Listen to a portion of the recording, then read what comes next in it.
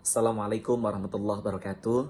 Saya Mufti Anam, mahasiswa Pasca Sarjana Ilmu Komunikasi Universitas Pajajaran. Dalam kemepetan kali ini, mohon izin kami ingin memaparkan tugas dari Bapak Dr. Antar Venus. Terima kasih banyak Pak Dr. Venus atas kesempatannya untuk kami. Semoga Dr. Venus beserta keluarga selalu diberikan kesehatan, kemudahan, dan kesuksesan dalam setiap aktivitasnya. Nah, sekarang saya ingin menjelaskan tentang cultivation theory. Nah, cultivation theory ini adalah hasil penelitian dari George Gardner tentang indikator budaya pada tahun 60-an untuk mempelajari pengaruh menonton televisi terhadap pandangan dunia.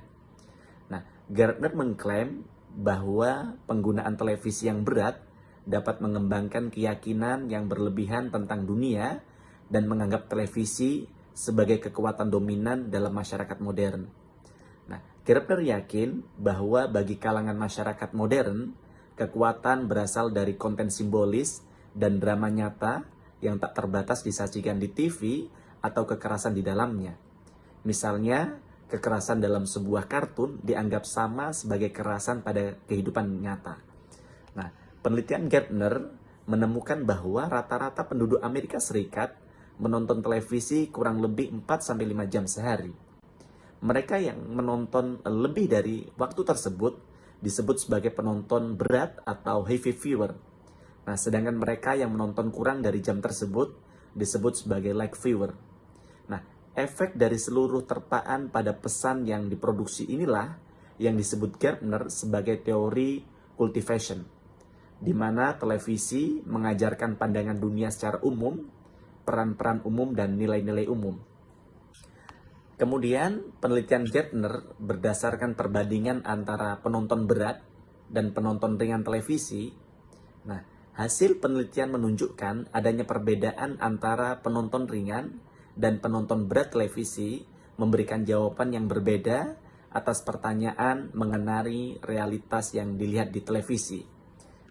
Nah, cultivation teori model menurut Hawkins and Pingree 1983, model ini menentukan penonton yang termasuk dalam heavy viewer dan light viewer dengan tingkat penyerapan informasi dengan kenyataan sosial. Capacity, fokus strategi, attention, involvement, ini semua termasuk pada penonton yang learning. Jika inference, skill, social structure, other experience masuk pada penonton yang menginstruksi tayangan televisi. Nah, cultivation theory punya 3 analisis dasar.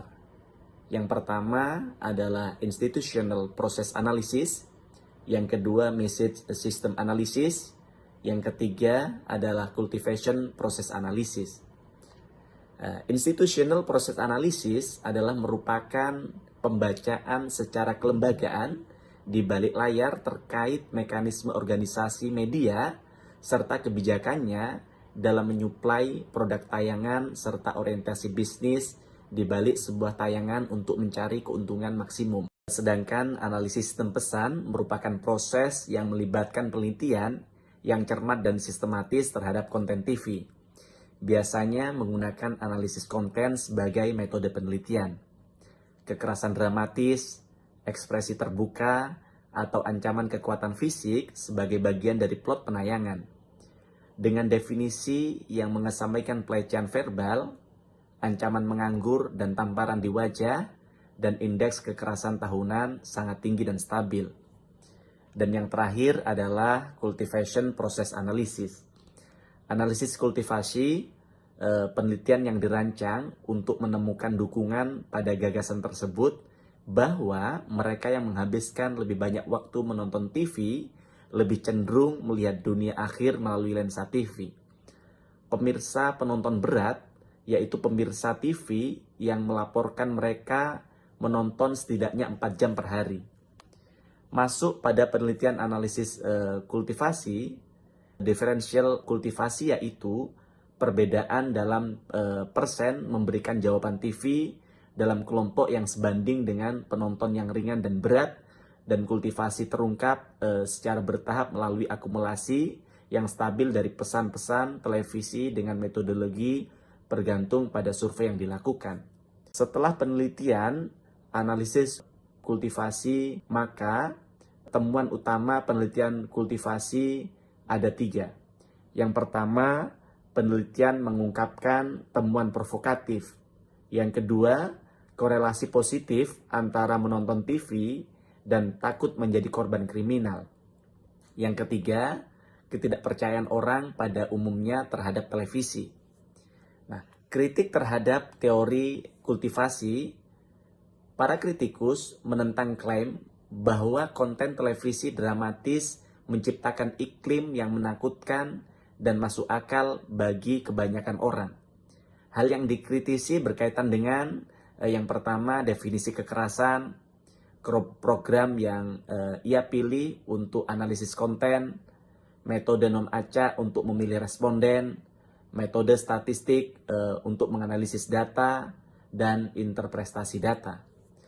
Para kritikus berpendapat bahwa asumsi asli Gerbner tidak lagi berlaku dengan perluasan program televisi.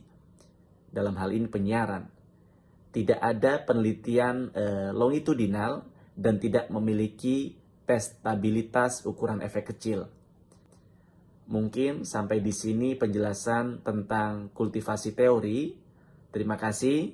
Jangan lupa like, komen, dan subscribe. Dadah. Matur nuwun. Assalamualaikum.